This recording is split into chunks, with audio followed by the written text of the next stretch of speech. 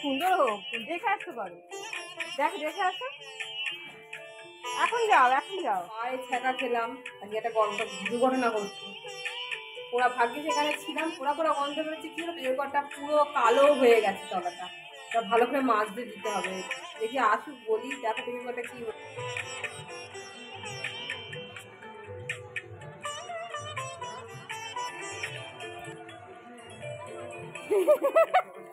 ওর বাচ্চাকে বাবা দাদাকে তো চেনে না, আরো বেশি করছে।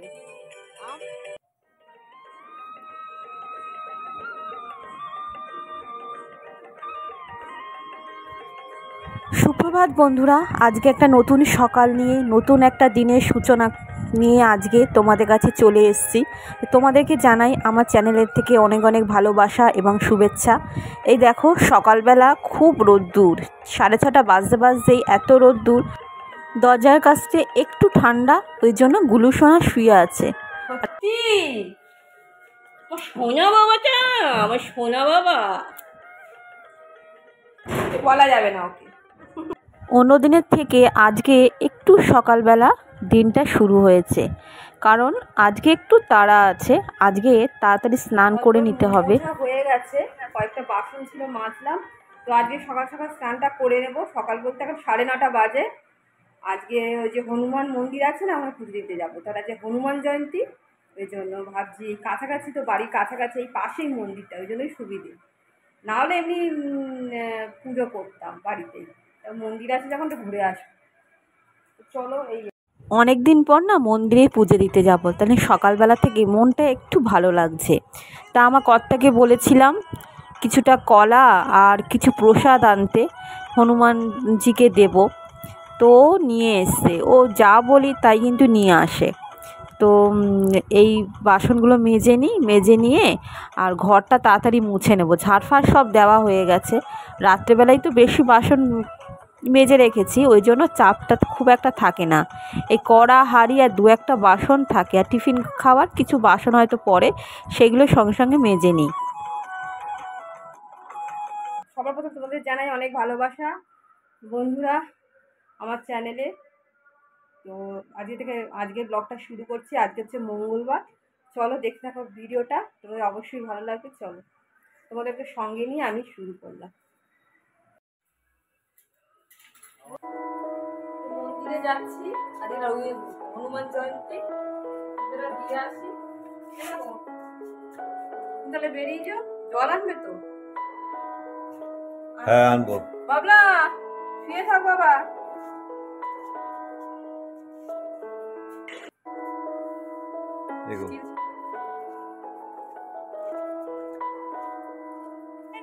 চলে যাচ্ছি, দেখ এই দেখ, যা রোদে কষ্ট হয়ে যাবে, যা ওকে নিয়ে যা। বন্ধুরা বাইরে যা রোদ্দুরের তেজ, কি বলবো আর। এই দুপুরবেলা না বেরোনোই ভালো, যেহেতু খুব কাছাকাছি, বেশি দূরে নয়। মন্দিরটা একদম বাড়ির পেছনেই, ওই জন্যই আরও যাওয়া, না হলে বাড়িতেই দিয়ে দিতাম। দেখো কি সুন্দর করে সাজিয়েছে আজকে হনুমানজিকে।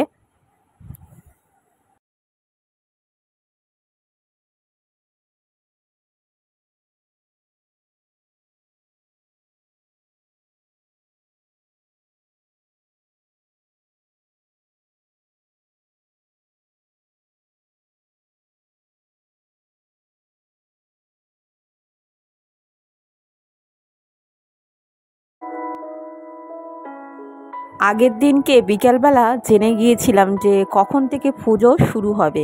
তো 10:30 থেকে বলেছিল পুজো শুরু হবে, ঠিক 10:30টায় সময় পুরোই চলে এসছে। আর আমি এসছি পুরো 11টার দিকে, তখন পুজোর সমস্ত কিছু যোগাযন্ত্র চলছে।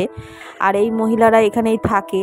আর আমার কর্তা দেখো, আমি বললাম যে 2টো মোমবাতি ফেলে এসছি, তো ওই মোমবাতিটা দিতেই এসছিল, তার সঙ্গে সঙ্গে হনুমানজিকে প্রণাম করেও কাজে বেরিয়ে গেল। তো এই দেখো টেবিলের উপর সমস্ত কিছু সাজানো হয়েছে, ফল কেটে সমস্ত অর্ঘ্য অর্পণ করা হয়েছে। যে যার পুজো দেবে বলে বসে আছে। তো যারা যারা ইচ্ছুক হচ্ছে তারা চেয়ারেই বসেছিল। তারপরে সামনের দিকে একটা কার্পেটও পাতা হয়েছিল প্লাস্টিক, সেখানে আমরা বসেছিলাম। আর এই ভদ্রমহিলা, বয়স্ক মহিলা বলতে যে এখন এত দেরি করে পুজো শুরু হচ্ছে, আমি বললাম যে এখানেই তাড়াতাড়ি হচ্ছে, কারণ ওইদিকে আর একটা মন্দির আছে, সেখানে পুরো 2টো থেকে প্রতি বছর শুরু হয়। জানি না আজকে মানে এবারে কোন কোন সময় থেকে শুরু হয়েছে। তো এই নিয়ে আলোচনা হচ্ছিল। ওনারাও এসছেন, প্রসাদ দিয়েছেন এবং পুজো এখনও শুরু হয়নি, যোগাযন্ত্র চলছে।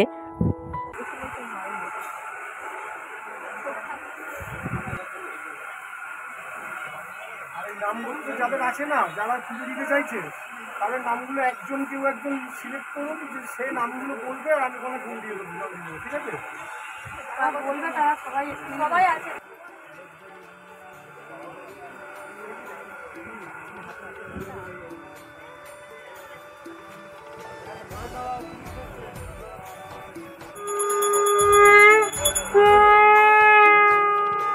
এই দেখো তলায় আমি এই প্লাস্টিক বসে পড়েছি, অনেকেই এখানে বসে আছে।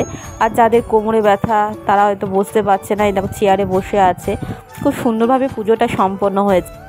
আর পুরোহিত মশাই খুব ভালোভাবে পুজোটা দিয়েছে, খুব শান্তিভাবে পুজোটা হয়েছে। কারণ কি বলতো, এই মন্দিরটা হয়েছে পুরো প্রায় 3 বছর হতে চললো। তো এই 3 বছর হয়ে 4 বছরে মানে হতে চললো, এরকমই হবে। তো এই জন্য খুব একটা গ্যাদারিং হয়নি। আর একটা মন্দির আছে সেখানে মেন রোডের ধারে, ওখানে ভালো পুজো হয়, কিন্তু এত গ্যাদারিং হয়, এত দর্শক মাতৃ হয়, ওই জন্য না পুজোটা ঠিক মতন ভালো করে দেওয়া হয় না। এই জন্য এখানে নিরিবিলিতে ভালো মতন পুজোটা দেওয়া হয়েছে। আর শীত সব থেকে কী বলো তো, কাছাকাছি হওয়ার জন্য না খুব ভালো মতন পুজোটা দিতে পেরেছি। কারণ রোদ্দুরে এই গরমের মধ্যে এই অতটা হেঁটে যাওয়া আমার পক্ষে সম্ভব ছিল না। আর কি ভালো লাগছে দেখো। আর এই পুষ্পাঞ্জলির জন্য সব হচ্ছে এখানে ফুল দিচ্ছে। যা গরম পড়েছে, মন্দিরের সামনে একটা বড় স্ট্যান্ড ফ্যান দিয়েছে, তার জন্য না শাঁ শাঁ করে শব্দ হচ্ছে। তো এই অঞ্জলিটা দিচ্ছি, আর এখানে ক্যামেরা ধরে রাখার কেউ নেই। ভাবছিলাম যে অঞ্জলিটা একটু ভিডিওটা ক্যাপচার করব, কিন্তু সেটা হয়নি। তারপরে অঞ্জলি দিলাম, তারপরে আরতি হচ্ছে, আরতি হয়ে গেল। এবার আমি এখানটায় যে ধূপের আর মোমবাতি দিয়ে সব ঠাকুরকে দেখাচ্ছে, আমিও ধূপ আরতি দিয়ে ঠাকুরকে একটুখানি আরতি করে নিলাম, সামনের দিকে দেখিয়ে দিলাম। আর সেটা করতে গিয়ে বিপত্তি ঘটলো। তো পাশে একজন দাঁড়িয়েছিলাম, তাকে বললাম যে একটুখানি ছবিটা তুলে দিতে, একটা বাচ্চা মেয়ে।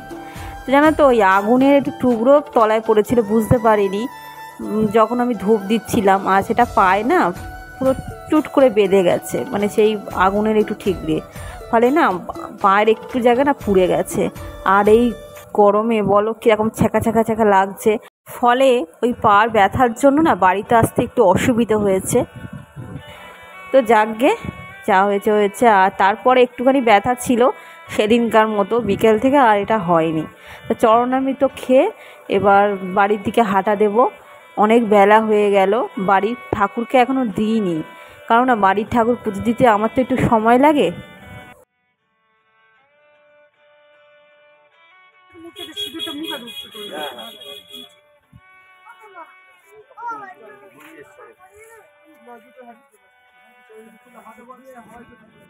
আমার পুজো দেওয়া হয়ে গেছে, তো পুজো দিয়ে এবার বাড়ির দিকে যাচ্ছি, প্রসাদগুলো নিয়ে যাচ্ছি। তো আমাদের নামগোত্র বলে তো পুজো দিয়েছি, এবার বাপের বাড়ি সবার জন্য নামগোত্র বলে পুজো দিয়েছি। রাস্তায় হাঁটছি, তখন দেখছি বাবা দোকান থেকে ফিরছে, তো বাবার সঙ্গে কথা বলতে বলতে রাস্তায় হাঁটছি।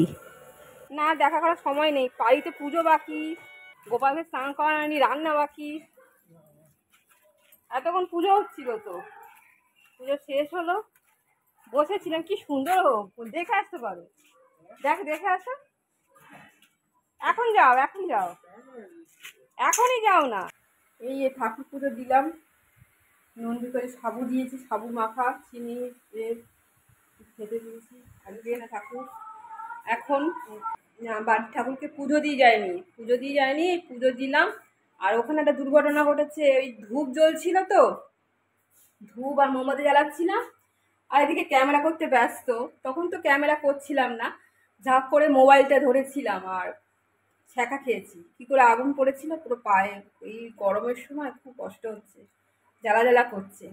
তা বাড়ির ঠাকুরকে খেতে দিলাম, দিইনি, গোপালকে স্নান করিয়ে দিলাম, পুজো দিয়েছি। এবার দেখি কি করা যায়, জল খাই, একটু মিষ্টি খেলাম, জল খেলাম, আর এই মিষ্টি আছে, এমনি এই পুজোতে ভাতও খাওয়া যেতে পারে, জানি না এবেলা খাবো কি না ভাবছি, বুঝতে পারছি না। সাবুও ভিজিয়েছি, সাবুও খেতে পারি, আর ওরা খাবে, ওদের রান্নাটা করে দিতে হবে, বাঘা তারপরে আমার কর্তা, দুজনে তো খাবে।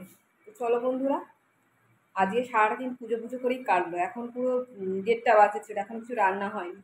তো চলো। পুজো দেওয়া হয়ে গেছে, তো এবার রান্না শুরু করে দিলাম। পুজো দিতে আমার বেশ ভালোই লাগে। সব থেকে যেটা প্রবলেম হয় খাওয়া নিয়ে, আমি সবার মতো লুচি পরোটা খেতে পারি না। তারপরে ধরো সাবু একটুখানি খেলেই আর মুখ মেলে নেয়, মানে আর ভাল লাগে না খেতে। এছাড়া আমার কোনো প্রবলেম হয় না। বন্ধুরা, পুজো দিয়ে চলে এসেছি, আর দুপুরবেলা ভাবছি সাবু ভিজিয়েছি, সাবু খাবো, আর ওর জন্য হচ্ছে উচ্ছে আর এই কুমড়ো ভাজা করেছি। আর প্রেশার কুকারটা না এত প্রবলেম হচ্ছে না, ঠিক আছে প্রেশার কুকারটা, মানে কি বলতো, এই ঢাকনাটা আছে না, এই ঢাকনাটা এই রাবারটাতে টাইট করে না দিলে না মাঝে মাঝে আলগা হয়ে যায়, টাইট করে না দিলে না খুব প্রবলেম হয়। মুগ ডাল বসিয়েছি, আমি যে প্রেশার কুকার টাইট হয়ে আছে, তার আগে একবার আবার ভালো করে টাইট করেছি, তারপরে দেখলাম পোড়া পোড়া গন্ধ বেরোচ্ছে, মানে তলাটা ধরে গেছিলো, ভাগ্যিস নাহলে একটা অ্যাক্সিডেন্ট হতো। তারপরে আবার নামিয়ে নিলাম, ডালগুলো পড়েনি, কিন্তু ওই প্রেশার কুকারের তলাটা পুড়ে গেছে, তা ভাগ্যিস, তাহলে ডালের জলটা ফেলে দিলাম, ফেলে আবার ভালো করে এইটা বসালাম কড়ায়, ওই ডালটাই বসিয়েছি, জলটা ফেলে দিলাম যাতে পোড়া গন্ধ না হয়, জানি না নষ্ট তো করা যাবে না, এই যে ডালটা সেদ্ধ হয়নি, ওই জন্য ডালটা কড়ায় বসালাম। আর প্রেশার কুকারটা খুব ঝামেলা দিচ্ছে, আজকে আগুনে আমার খুব সারা যাচ্ছে, কারণ ওই পায়ে ছ্যাঁকা খেলাম, আজকে একটা দুর্ঘটনা ঘটতো। পোড়া, ভাগ্যে সেখানে ছিলাম, পোড়া পোড়া গন্ধ বেরোচ্ছে, কী হলো প্রেশার কুকারটা পুরো কালো হয়ে গেছে তলাটা, তা ভালো করে মাজতে দিতে হবে। দেখি আসুক, বলি দেখো প্রেশার কুকারটা কী হচ্ছে। এই এই এই এই জিনিসগুলো না ঠিক করে না করলে না, প্রেশার কুকারটা ভালো করে সাবধান না করলে খুব মুশকিল হয়। বসিয়েছি মুগ ডাল আর কুমড়ো উচ্ছে ভাজা আর চাটনি করা আছে কালকে, আর ভাত আছে, ভাতটা ভাবছি গরম করে দেবো। প্রতিদিন এখন বাংলা চান করছে, চান করতে ভালো লাগছে বাবা, হ্যাঁ গাটা ছেড়ে নাও, গাটা ছাড়ো, গাটা ছাড়, গাটা ঝেড়ে নিল। এইখানটা দিচ্ছি, খেতে দিচ্ছি, খিদে পেয়েছে জানি তো, আমি অনেকক্ষণ ধরে মুখ চুল করছিস, হয়ে এসছে, দাঁড়া দিচ্ছি তোমার খাবার।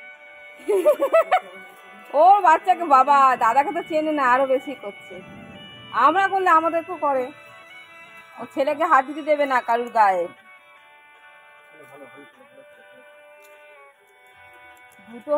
শুভ সন্ধ্যা বন্ধুরা। এই দেখো সন্ধেবেলার দিকে আমার মেজো ভাসুর তো আসে সাইকেল নিতে, তো এই এসছে, আর আমি একটু ভিডিও না করে পারলাম না। তো দেখো এই সন্ধে হয়ে গেছে, এই সময়টা জল দিই, তা আমার বর তো যখন বাড়িতে ছিল ও বললো আমি বঞ্চ ভেতরের দিকে জলগুলো দিয়ে দিই, ওই জন্য গাছে জল দিচ্ছে। গাছে ওষুধগুলো দেওয়া হয়েছে, আর দেওয়া যাবে না, না আবার কদিন বাদে কি হবে দেখি, গাছে পোকার ওষুধগুলো দেওয়া হলো। কি হলো বাইরে, আমরা তো বাইরে আছি, ঠিক আছে, একটুখানির জন্য বাইরে এসেছি, শুরু হয়েছে। বৃহস্পতিবার দেবে, বিষাক্ত তো ওষুধ।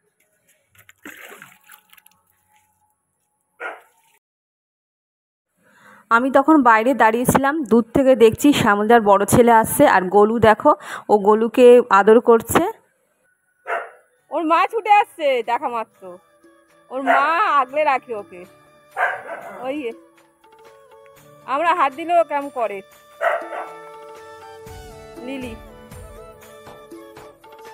তারপরে সন্ধেবেলা চা খেয়ে বসে আছি ঘরের মধ্যে, মা ফোন করলো, বল চল হনুমান মন্দির থেকে ঘুরে আসি।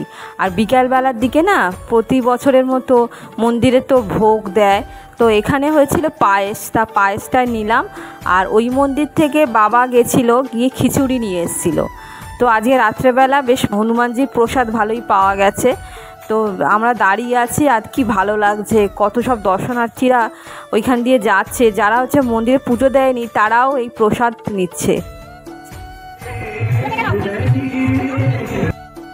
তো বন্ধুরা, হনুমান জয়ন্তীতে আজকের দিনটা বেশ ভালোই কাটলো। তোমাদেরকে আজকে ভিডিওটা শেয়ার করলাম। তোমাদের যদি ভালো লেগে থাকে তবে লাইক এবং কমেন্ট এবং অবশ্যই শেয়ার করো। তো রাখছি বন্ধুরা, শুভরাত্রি। জয় জয় শ্রীরাম, জয় বীর হনুমান।